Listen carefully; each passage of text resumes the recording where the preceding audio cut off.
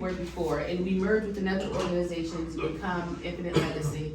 And we're the organ procurement organization. So if there is a time where someone is becoming an organ donor, we would be the people that they would call to have the initial conversation with the family, to come to the hospital to sit with the patient as they're transitioning, and to actually come and collect the organs, the skin, the tissue at that time. So that's who we are. In the state of Maryland, there's 68 hospitals that we deal with in the state of Maryland, and there are 2 of those hospitals who are able to do the organ transplants. So would anybody happen to know who those 2 hospitals may be that could actually perform the transplants? Johns Hopkins is one. Yeah. Say again? University of Maryland. So those are the 2 hospitals that would actually do the organ donation. So in the state of Maryland, we have right now 1,623 people who are waiting for life-saving organs. So the fortunate part is someone may sign up to be an organ donor. At the end of life, they come into that transition, and anything could happen from the time they signed up to the time they become an organ donor, where they're no longer able to donate their organs if there's certain disease or illness that may be happening at the time. So that's why it's so important to get more people to donate, to be registered to donate, because then we'll have more options for people at the end who might need those life-saving gifts. So we have, well, actually, let me rephrase that. There's 2,113 people. 1,623 of those are waiting for kidneys. We have 453 people waiting for livers, 9 people waiting for pancreas. Is pancreas? Or would you just say that? And then there's 41 people waiting for hearts and 21 people waiting for lungs. So there's a lot of people waiting. And the crazy, so we might have 44% of the people in the state of Maryland are registered to be donors, but only maybe 10% of those people would actually be able to come donors at the end.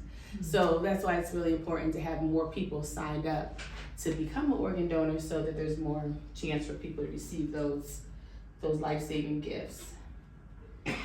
And one of our stories to connect to purpose, we had a young man, they came up by the name of Junior, and he was going off to college, and he was super excited, and he went to go get his driver's license. While he was at the MVA, he decided he wanted to be an organ donor. And his mother was kind of against it. She was like, I don't know, you have a lot of time, you got plenty of time to sign up if you want to do that. But he was adamant that's what he wanted to do. He goes off to college, and she hadn't heard from him like over a weekend, and she was kind of concerned. So she's calling around, and she finds out that he fell, unfortunately, from a parking garage. He fell a few stories down, and now he was on life support at the hospital where he was at school. And unfortunately, Junior didn't make it, but he was able to donate all of his organs. So in the midst of donating all of your organs, you can save so many lives. So that was like just one of the stories. I realized that it's important to make the decision, when you feel, persuaded to do so, because you never know when that time may come that you're able to offer those gifts of life. And so we already talked about all the ones, like how many people are registered to donate. For everyone who's not registered to donate, is there anything that's keeping you from deciding to be an organ donor?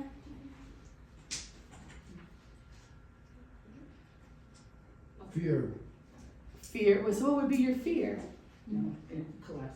I just threw that out. Oh, just as one of the things. Okay, I got you. But we're gonna come and harvest them from them. Yeah, right, and that's definitely, so there's a few things that we hear often that people have a concern about, and one is the harvesting thing, the harvesting idea that's the hospital's gonna just not take care of you properly to save your life so that they can take your organs. And one of the things I've learned since being here is that what happens is, like I said, we're the organization that they call. So if something happens, you're in the hospital, you have to be on life support in order to be an organ donor. You can't be cardiac dead. You can be brain dead in order to donate. But the idea is for us with a hospital to try to save you, but you have to stay alive, cardiac in order to donate. So there's no way for the hospital to say, let's just let this person go, because then you would no longer be eligible to be a donor. The hospital has no connection to it. So they would call us, we have the list. We work with Donate Life Maryland to manage the list for Maryland. And so we didn't have to call us to say, okay, you know, Bob Smith is a donor, and then they would talk to their family. And it's we have a great family services team that comes out, has the conversation with the family to say, hey, you know, Bob Smith was registered to be a donor, to have that conversation. Sometimes the family doesn't know, which is why we always say it's very important to have the conversation if that is your wishes, so that your family knows, because sometimes it's difficult for them to process that conversation when they're going through such a traumatic experience of losing the one that they love. Or if the person's not registered, we would know that and maybe have that same conversation. Would you like your loved one to be a organ donor? And we really try to be very gentle with the family. So if the person is registered, even though we want to honor that person's wishes, but the family is very upset and it's too much conversation, they can't process it, then we sometimes will just back away from the conversation, and then that person can still be a donor in spirit because that was their desire to give. So yes, ma'am. How does the hospital know that you are a donor? I put it down on my driver's license. They don't know, so they wouldn't know. So if you were at the end of life, you are on life support, so you have to be brain dead but not heart dead. But I need to tell them. So you wouldn't have, so they would call us.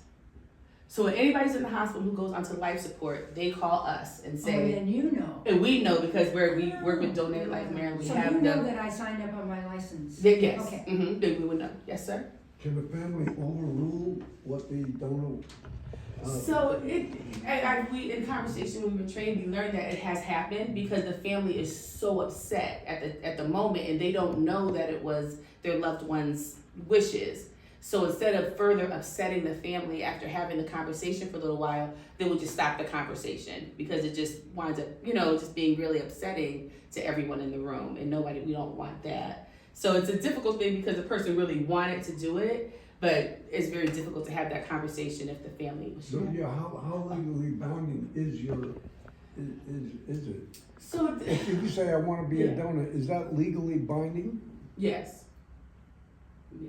But if the family, at the point that I've heard the story, I've been in the room, unfortunately, with a friend of mine was shot. He was on life support. I was in the room with the family, and it was rough. So the girlfriend, who's not the wife, so she really has no, they've been boyfriend girlfriend since 14, and now she's trying to say no, but he wanted to be a donor. But the mom was saying, absolutely not, my son didn't want that. And they're like, no, he registered. He said, well, he wanted to go unregistered. And it was like 3 days of, all of this. And so they wind up taking him off the life support, and he was an organ donor at the end of the day. But it was a rough conversation to have because people were upset, and nobody wants to keep re-upsetting the family. So conversely, can the family say, I want my loved one to be a donor, Yes. even if they have not requested Yes. the petition? Yes. So how, I'm sorry, Yes. please, Inga? I wear a bracelet that says that's Oh. DNR. Oh, okay, yeah. So even though these conversations are hard to have, that's really important to have those conversations with your family, that these are your wishes. Because at no one at that time, it's very difficult to make the decision of what I would want to see happen when you're really upset. And I know this from a personal experience. I had a flesh-eating bacteria in my leg. I was on my deathbed. I remember looking at my son and them saying like, well, who's the next of kin, and what about this? And we hadn't had the conversation. At the time I was 49, I didn't think, you just don't think that it could possibly happen. So now we're trying to make a decision with me physically dying and him being so upset that it's so much better to have the conversation beforehand and have everything. Well, it wasn't my family that was not, we registered my whole family when my children were still little. Oh, okay. So it's just for the hospital and for the doctor who comes when I've had a heart attack or whatever. Yes. So do they have to call anybody when I'm wearing this? So if once you say you did have a heart attack, say that's the what happens, you cannot at that point be an organ donor, because you have to be, if you have a heart attack and you die from the heart attack and your heart stops working, Yeah. you cannot be an organ donor, because you have to be brain dead but not heart dead, because your body still needs to be pumping the blood and your organs still need to stay vital. But what can happen is you can be a tissue donor. you know, at that point, skin, eyes, bones, at that point. Or if you want to, well, if you was part of your wishes, your body can be donated to science Okay, yeah, at that's that what I point, want. for research. They don't have to call anybody in my family when I'm wearing this? We would, our organization would, and send the family support team out to have the conversation with your family prior to. We offer that support in the hospital, but then after, we offer 25 months of support afterwards to the family. So we found the family, the family would get a coin saying that, you know, your loved one was a hero. They can get a letter saying, you know, this was donated, whatever was donated, and then there's a possibility, of course, for you to meet, you know, for your family to meet whoever received, you know, whatever from you that you were able to donate. And So. then after they finish with my body, do they return it to the family for Yes, burial? yes, so I'm loving these questions, it's making the conversation so much easier. I don't even need the background laptop. But, so what happens is, and this is a question, another one of the reasons why someone may not donate, because they're, you know, concerned about what type of funeral they would be able to have. So the organization they're so amazing. So if you're taking skin, just say you're only able to donate your skin, they would only take the skin from the back of your body so that you can have a funeral and look like yourself in the funeral. Say they take your bones out, they would put a prosthetic bone in so that your body looks like, you know, as it should for the burial. They say they had one thing where the guy had a tattoo, and it was a really important tattoo to him and his family. So they took the skin, I guess it was probably this side, from everywhere but where that tattoo was, so the tattoo can be displayed during the funeral because that was important to the family. So then there's a conversation with the people when the person is harvested about what they can do, what they can't do in the body? So when you register to be a donor, you can decide when you register what you want to donate. So some people don't want to donate their eyes because they feel that that's like a way to the soul, so they won't donate that. Well, you're donating the cornea of your eye, but they won't do that. You could just say, I only want to donate my liver. You only want to donate, so it's up to you what you would want to donate. But like the tattoos, you put that on the form or something? Yes. Very explicit up front. Mm-hmm. So what's the difference again in organ donation and tissue donation? Yep, so the organ, I guess that's the question we can ask now. Does anyone know what organs that we can donate? Heart, lung. Mm-hmm. Kidney. Kidney, Liver. liver, Pancreas. pancreas, Pancreas. mm-hmm. Your small intestines, Okay. which is one I didn't know before coming. And so when you, I'm clicking as if you Pancreas. You see it up there, your pancreas. So the great thing is, so with these organs, so you can donate your heart, which can go to one person. Say you pass away, and you can donate every organ that you have. You can donate your heart to one person. Of course, your kidneys to 2 people. Your liver can be cut and given to 2 people because it will regenerate itself. So that's 5. Your lungs can go to 2 different people, so that's 7. Your small intestines and your pancreas. So one person, if they're able to donate everything, can save 9 lives. You know, based off of your organs. We're older. Do our organs be too old to donate? No. In other words, like, No. what is our lifespan of these organs that No, we not have? at all. And I wish that I seen to some of the screens, Thank you, Fran. screens. But they said so the oldest organ donor was in their hundreds. So you know, you may just because you're older, but your heart may still be in good shape, or you know whatever. Instead of being an eye, eye. So what they do with your eyes is they take your cornea, they cut it in half. So 4 people can get their gift of life or gift of sight. I'm sorry, because of the your cornea, because they'll cut them in half, suture them onto your eyes, and it'll heal. And then 4 people. So you can donate at any point in life. The youngest was infants up to the hundreds. But will it last long? You know, in other words, like. So they try to. So when they do is we have our organization who will match the organ to the person, and we have a tissue donor match person, so they'll match the tissue. So the idea is, I would think now this part I'm kind of, but they would match the organ that would work best for that person. That's what happens, right? So so you can last, but you could have passed away from anything. Your heart could have went on maybe another 20 years, you know what I'm saying? So if someone's a little bit older, and then your heart, you know what I'm saying, then they can give that heart to that person, that could give them another 20 years, you know, of life. I would say we have some of our donor ambassadors. One of our donor ambassadors, I believe he's currently around like 70 years old. He got his kidney transplant when he was 20. So he's been living it with his It's transplant amazing. for a very long period of time. It's amazing. We had a young lady, she was a little girl, went to the doctors, they realized something was going on with her, she needed an organ transplant. Her father said, yes, I would like for her, his baby unfortunately passed away in a car accident. And they used some of their what organ she needed for her, and now she is a sophomore. She's a Spelman, Yeah, she's going to college now from then. So it's just amazing with these transplants, how they offer life. Yes, ma'am. I have a question about timing.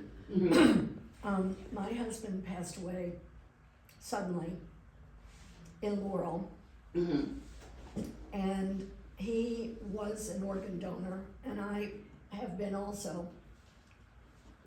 The night that he died, I went to my son's house in Catonsville to spend the night. And I didn't know that how it worked. Mm-hmm. And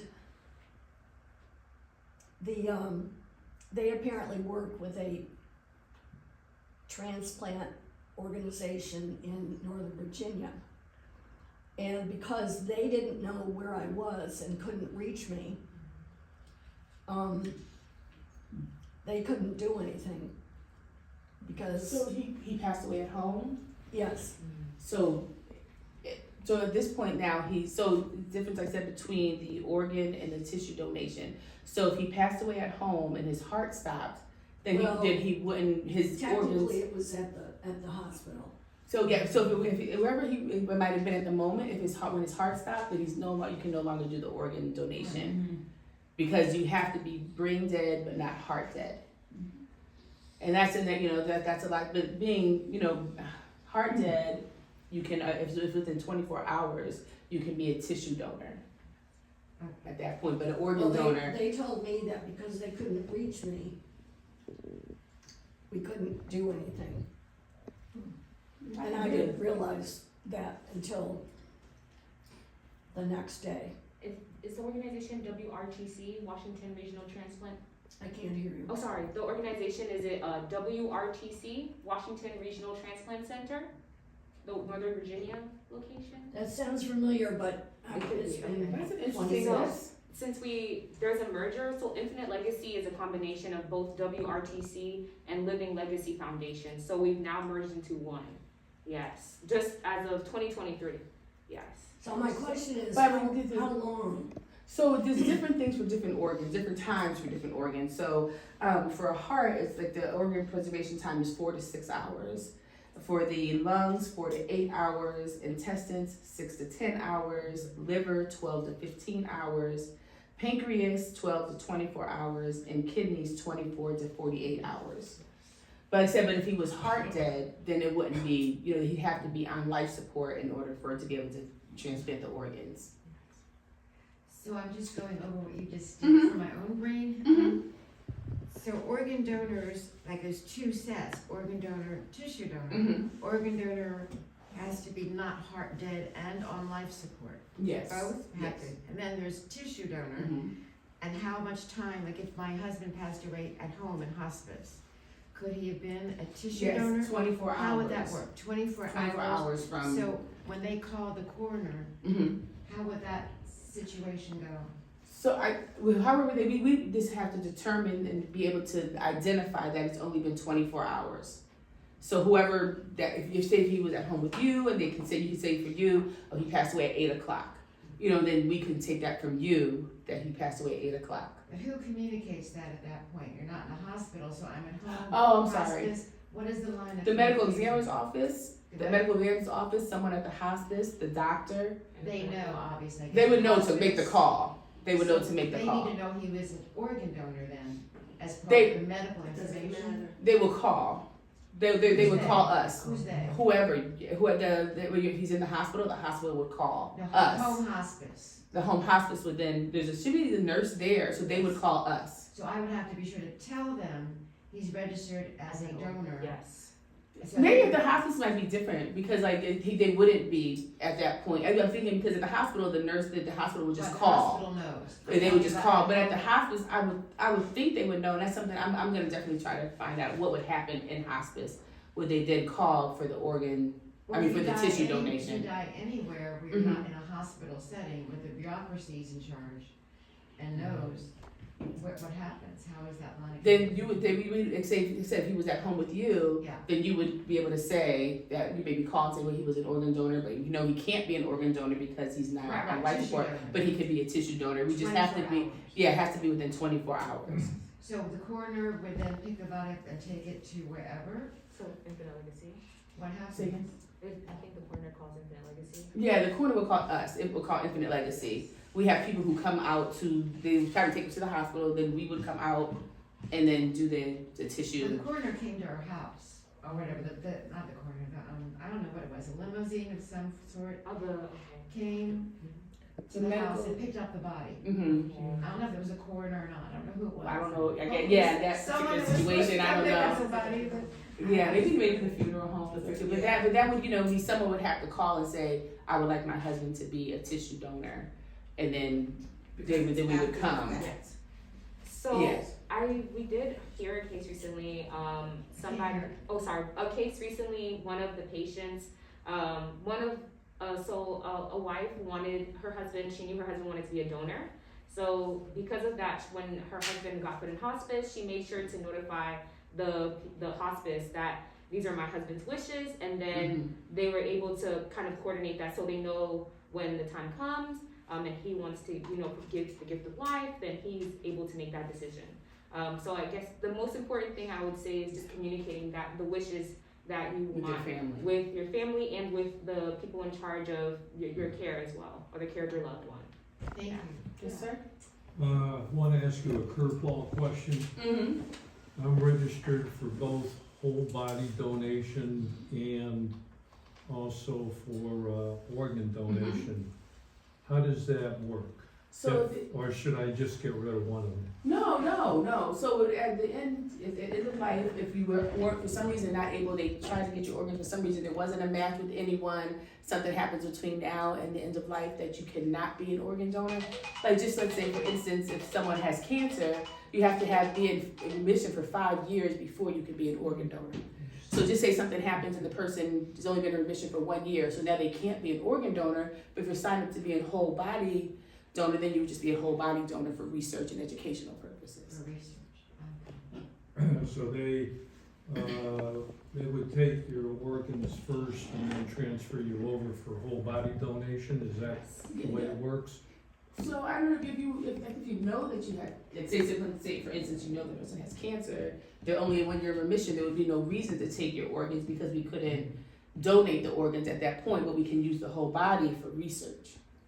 Well, yes, what you're saying, I understand what you're saying. So you're saying, in the event that you're not able to donate so if you are able to be an organ donor first, if that's your first wish, then your organs will be donated and then the rest of your body for research, yes. But if you are not eligible to be an organ donor, then your whole body would be donated for research. Is that, I'm not sure if that was a better that's what explanation. No, not Oh, really, well, because okay. with the, for instance, this is with the University of Maryland Medical Center. Yes. Would they still take the body without the organs? Will they still take the body back? So if you are able to be an organ donor, they take your kidney, they take your Right. whatever they can take the rest of your body for Okay. educational purposes. Yes. So about the people who have the I forgot, everybody was looking, I forgot the form, the advance directives. Mhm. I have had the advance directives for years. And of course, it's at the hospital, at Johns Hopkins. And so in that case, and I have specifically said, and my family knows about it, that I do not want to be buried, that I want the whole body, organ donation, and my whole body, any tissue to be used. Yes. So what is going to happen in that case, if I am, is it only if I go to Johns Hopkins or No, any other no. hospital, So because any I am sure that these other institutions, whenever people, especially elderly people, go, then they ask for if you have advanced directives. Yeah, so no, so you can be in any hospital. You can also say when you register, you can also be a national register. So say if you are in California and something happens in California, you could still be an organ donor. So no matter what hospital, we work with the 68 hospitals in the DMV. So any of those hospitals you're at, they will reach out to us, and then that's how the process would then start for the organ donation. All I have is on my driver's license. Mhm. I don't know what I registered for. Like, So- what did I do? So you can make an account on Donate Life Maryland, so you can go in and you can, at that point, if you decide to change your mind, if you decide you wanna just allocate certain organs, you can go in, make an account, go in and change it or add something or take something away. So if it's on there, what does it say I'm doing? That you wanna be an organ donor. It doesn't specify, so whatever. No. Do you currently have your driver's license with you? Uh-huh. If you can check on your driver's license, for most people, you can elect to have the heart. So your driver's license would have a heart on it. Well, she's asking if she's registered to be a donor, will they take all her organs, just one of her organs? That's what she was I asking. just went on DMV, do you wanna be an organ? Yeah, Yes. so if you don't identify a particular organ, it will just organ donation. You know what I'm saying? But you can. It says on the license. Take all of Take it. all of it Yeah. right there. Yeah, exactly. Yeah. So, Unless your advanced directive, Mhm. for the advanced directive, I think you would specify. That too. yeah, so you can specify at that time or on the What's website. the name again? Donate Life Maryland. This is my driver's license, can you tell me if I'm registered as a body? Yes, it Yeah. has a heart right there. It has It says a heart. organ donor. Yeah, and the thing is though, you don't have to have the heart on your license anymore. So they made it a choice, and that you can just October 1st, 2015, whether you want the heart on your license or not. Some people felt uncomfortable about having the heart on their license, thinking if someone saw it, they're not going to help, not going to continue to work on me. So there's an option to have it on there or not. However, if it's on there or not, whether it's on there or not, they're still going to call us. You know what I'm saying? Because we would be the organization to come out and talk to the family out and come out and procure the organs, and all those things. So, well, you don't have to have it on your license, and you can still be an organ donor. Yes. Are these specialized doctors that do Yes. perform Our clinical team. Yes. So we have a tissue donation team who does specifically that, and then we have the other part of the clinical team who works with the bodies and the organ donation. Yes, ma'am. My husband passed away at Bethesda, and he had a lung disease, and he was marked as a organ donor, as well as he had an advanced directive, and he reached a point he was on life support, but he wasn't brain dead, and I didn't know the difference, but when I had to make the decision to take him off the respirator. Yeah. And It's a tough decision. when he passed, I said, well, he's an organ tissue donor, and they said, it's too late. It's a whole process. Yes, because again, you have to remember he has to be brain dead at the point. But he wanted tissue or whatever could be So used. His you said he had arms. lung disease or lung cancer? He had lung disease. Lung disease. So I don't know what else could have been going on with him health wise, because there's like a list of questions that we asked, what's things that are going on with a particular someone who would like to be a donor, and there's certain things that may, eliminate them from disqualifying them for being a donor. You just said based off of Nothing was explained, that's for sure. I'm They just said no. I'm sorry that you had that Very experience, with the hospital. Yes, ma'am. That's why I'm here today. So my children know. So yes, exactly. And we can do it again, and y'all can bring your kids. We don't mind coming back and having the conversation so everyone understands that's a part of the process. So how difficult is it to have the conversation when there's religion involved? Because some people feel as though if you take something from my, so how is that conversation? Because not everyone in the same family also has the same religion. Exactly. So one of the things we know is that most of the religions don't discourage organ donation, but there are different burial techniques. I know for like Muslim persons, they, be buried in a certain amount of time and certain things. So we try to, respect all of those wishes. You know what I'm saying? So but there really isn't that many religions that would be totally against it. I would say we have great, amazing family services coordinators, and they work really well with the families to coordinate the donation process in ways that best respect their loved one. So they have those conversations about faith, and we always encourage a lot of people to consult their faith leaders about what they think is best. Trying to have those conversations earlier. So if it's a priest or a rabbi that you need to speak to, kind of having those conversations so that way when the time comes, the process is a lot more easier and you're able to have those conversations.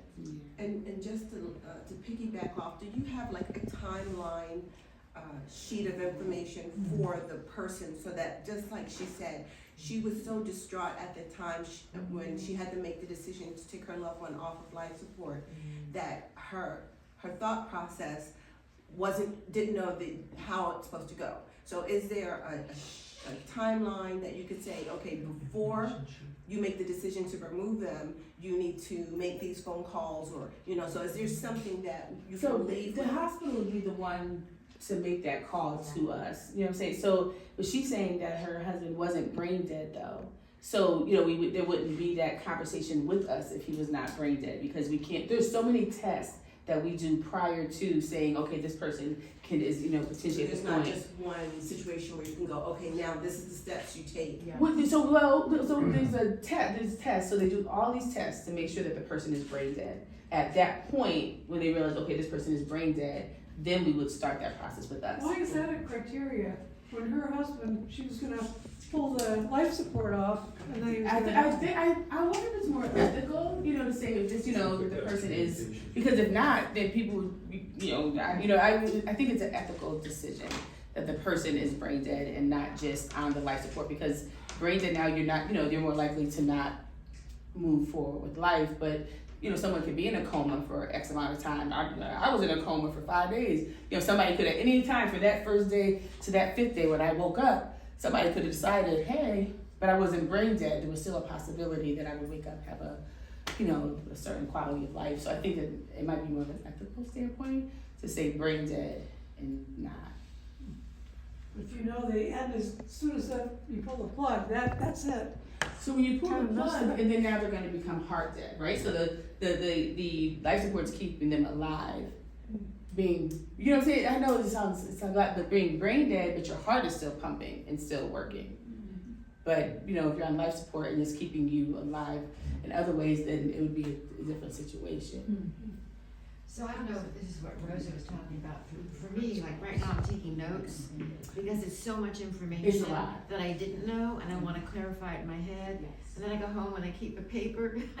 So if I'm in the middle of my husband's dying, and so much is coming at you emotionally at one time.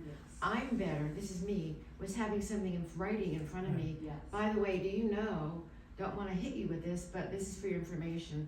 If they're a donor, if they're this, these are some steps you can take to get more information. Yes. I would be overwhelmed with a conversation personally.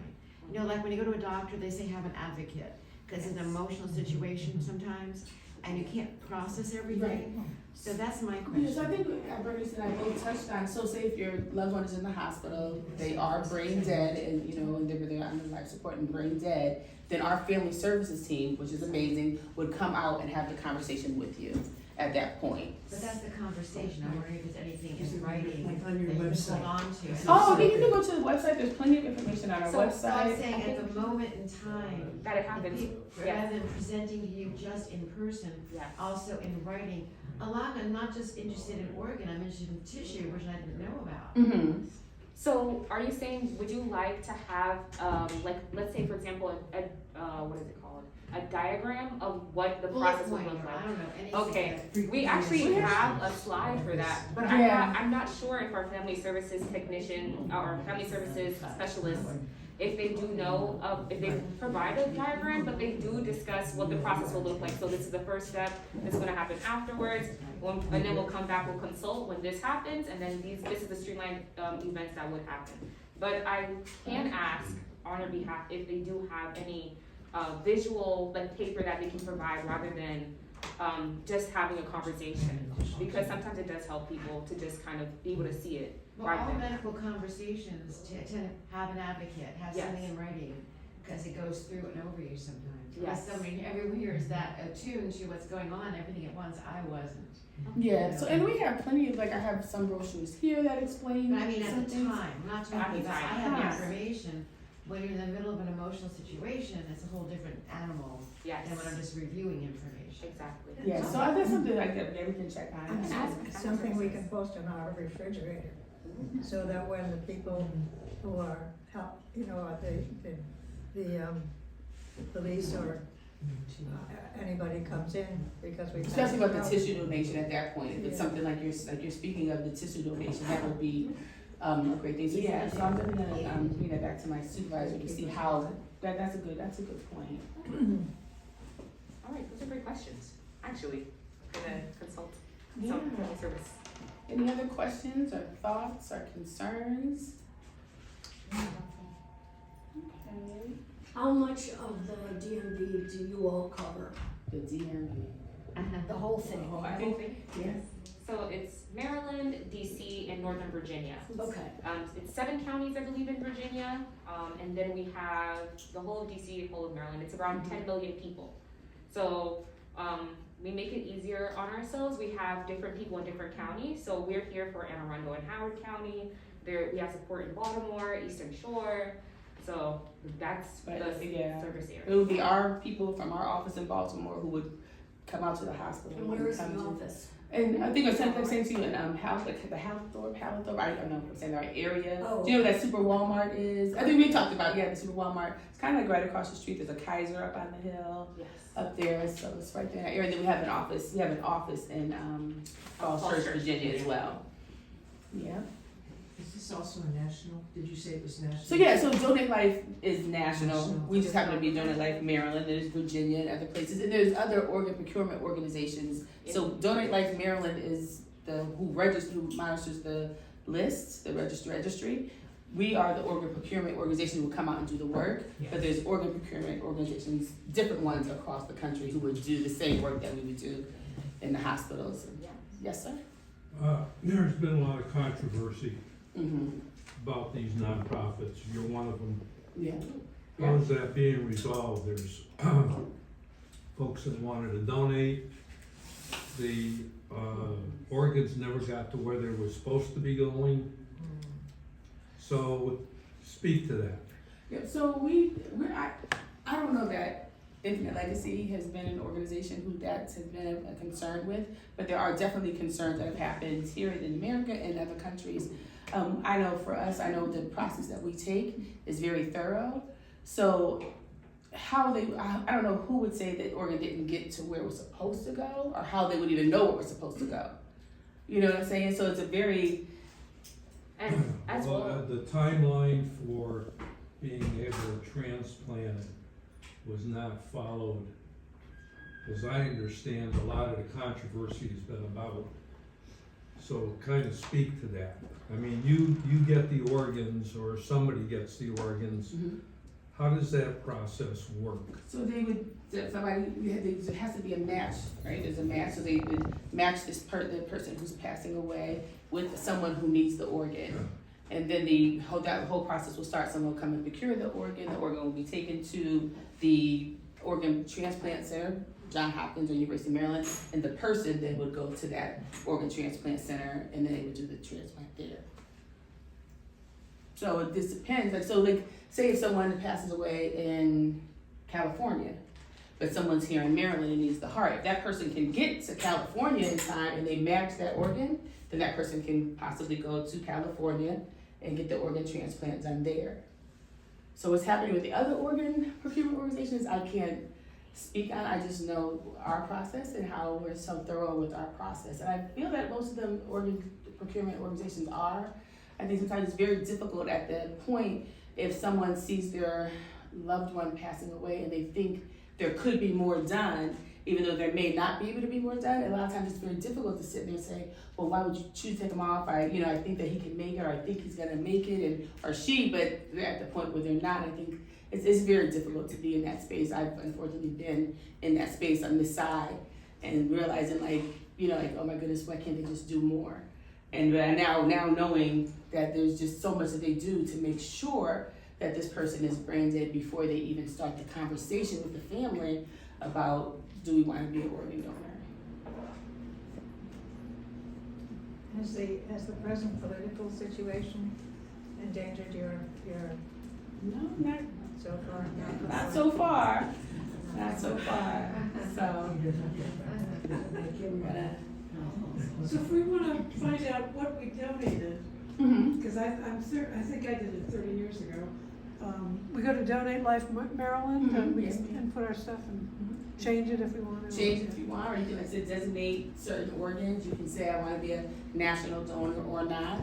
Because, you know, it's your choice. We want to make sure that you're making a choice. And another part of what we do is what we call the Decision Project. And, here's the t-shirt.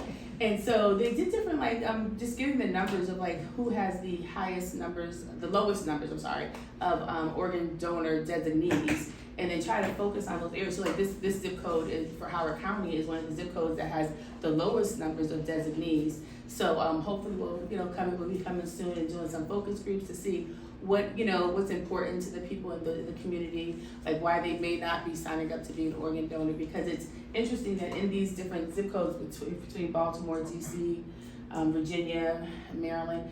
I said Baltimore, Maryland, but there's like the people that or the area, that have the lowest number of designees have the highest need.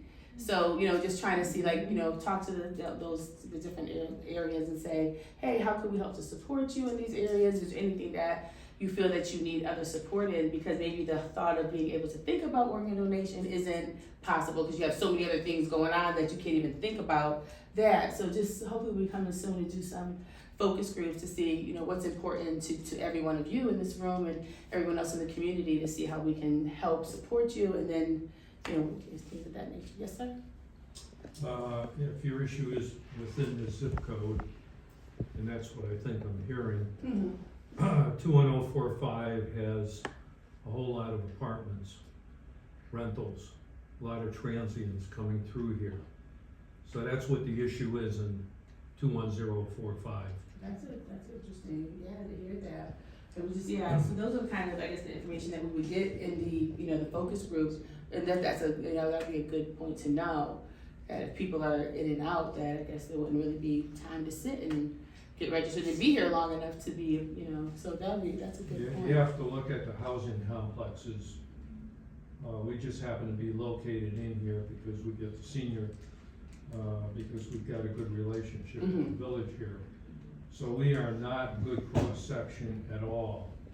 If that's the demographic you're trying to hit, the demographic within 21045 is a lot of rental apartments. Gotcha. But Paul, we're in Columbia, so every village has almost the same number of rentals. No, When they it's were not correct. This particular zip code, we have 13,000 units within Oakland Mills, and of those units, about half are rentals, of some type or another. So it could be a rental house, you're not just saying rental apartments. No, most of them are rental apartments. We have the Verona, we've got Hightor, there's all kinds of rentals here. And that's the information that you guys need. Yeah, I was gonna say that. So you're in the hospital Yeah. and you qualify, you're brain dead. Mm-hmm. So right there, they remove the organ and then the body just then is finished with that process and then just goes wherever your family wants it, to the funeral home, whatever. So it's not like you're waiting, by making this decision, your body is being taken somewhere and you're not able to do the funeral for a while. No, but that's the great part that with the family services team. We have a funeral services team as well that works closely with the funeral homes in the different areas, just to make sure that, okay, now, the transplant has been done, get the person to a point where they're able to be transported to the funeral home, and then the funeral home works to make sure that that person is able to be viewed if that's what the family wants, or whatever the family's, family or the individual's What if you desire donate was. the whole body? And that's in the So- whole body. Whole body science, the way that it works is that they would donate your body, and after they're finished with the research, doing research with your body, they'll make sure to put everything back with respect, and then they will bring it back to the family. From there, they can proceed with the funeral preparations that they had already planned. So then they don't go to like a funeral home and have a funeral. No, it wouldn't necessarily work like that. It would take, at least I believe, like a year minimum, or like a year max. So then after they're finished with their research, they'll make sure they'll, put everything back together respectfully, bring it back, yes. They don't do that, Okay. as it was explained to me. Yes. Your body gets cremated, Okay. and there's an annual cremation service for all the folks that have donated their bodies. All right. Yeah, because my girlfriend did that. Her family was poor and they didn't, and she wanted to donate her body to science, so she did that. And then after a while, her ashes came back. Yeah. And but it was cheaper, as you were saying, like they didn't have to pay. Yeah, Right. yeah. When she donated to science. Go ahead. No, thank you. Taking it in, right? Yes. Any other questions or concerns? We're gonna sit around a little bit and have lunch with everybody, so any questions that come up, we don't mind. You have to answer come up them. after the presentation. Oh, yes, after the presentation, thank you so, oh my goodness, you're keeping me on point, thank you so much, Ms. Hunter. Yes. I'm sorry, just one additional question. You did state that, this is the conversation, but that you have workshops or other. Yeah, so I'm Follow-up. currently working in this area. Bernice is gonna be coming in after, but I'm still gonna, I would love to come still the time. Yes. With everyone, if, she needs my support. So the focus groups is one of the things that, I know we need to do in 4-4 and 4-5. We also do a lot of the fun things too, and we have a bingo that we can do. We have, which we're excited about to maybe come bring bingo. And Donate Life Month, which is in April. We try to do a lot of activities to get the word out, to educate the community. We have scavenger hunts that we can do, so if y'all have grandchildren or great-grand, whoever you wanna bring with you, and you can do a scavenger hunt, especially when the snow is all gone, and hopefully be here in the summer. I know it's more of a community center in the summer, but hopefully in the summer here, and some of the other areas in the community, Columbia's community, so we'll definitely be bringing more things back to the community. Bernice has a lot of great ideas, so I'm excited for all of you that she's coming here. She has a lot of. I think the big takeaway today is about that, brain dead. Yes, it's an That important does part to that, because understand. you've heard, I don't wanna donate, because what if they take it before Yeah, it's you're just, ready? and you do. That was not the good news for you, Well, but At sometimes, this point, yeah. sometimes I feel like I'm brain dead. Oh, sir, no. No, he's just drawing a blank. That's so Not funny. with that smart. But yeah, I think that's an important thing to know about the brain dead, and understanding that you would know that no one's gonna just let you just die to get your, because it just doesn't even work that way. And then knowing, I think something that people really like is the family services team, knowing that their family would be supported afterwards.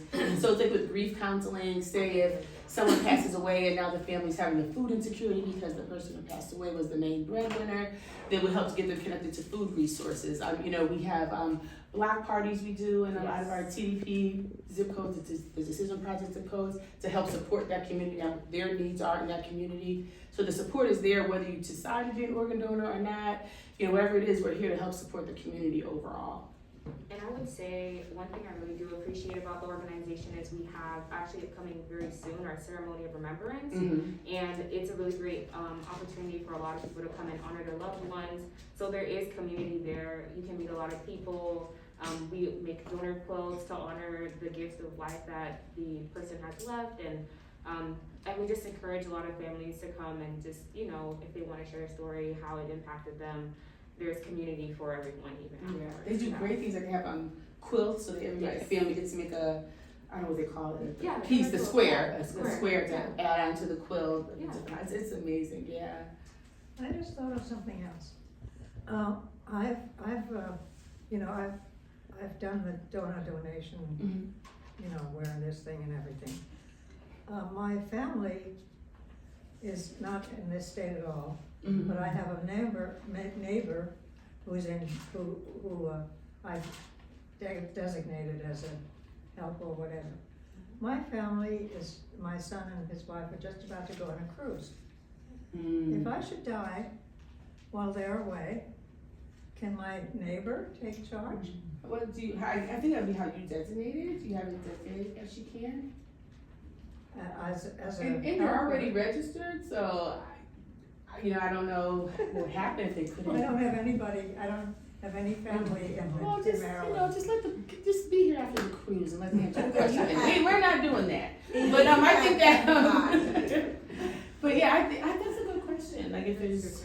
No, but I would like to get more clarity, and any question you guys have, I'll get more clarity and share the answers with Miss Rosa, so then she can share them with you, so that there's not. Today though, you can get somebody who's on a cruise. Yeah, that's true, because when I was on a cruise, I paid a Before, little you couldn't- extra money to have the internet, and people were calling me, I'm like, I need Bahamas, leave me alone, but they didn't, so, yeah, that's true. I'm trying not to die, Raul, though. After waiting for another week. Our 10 or 20, 30, 40, 72. Thank you very much. Yeah, you're welcome, you're welcome. So we'll be here to have lunch with you. So you guys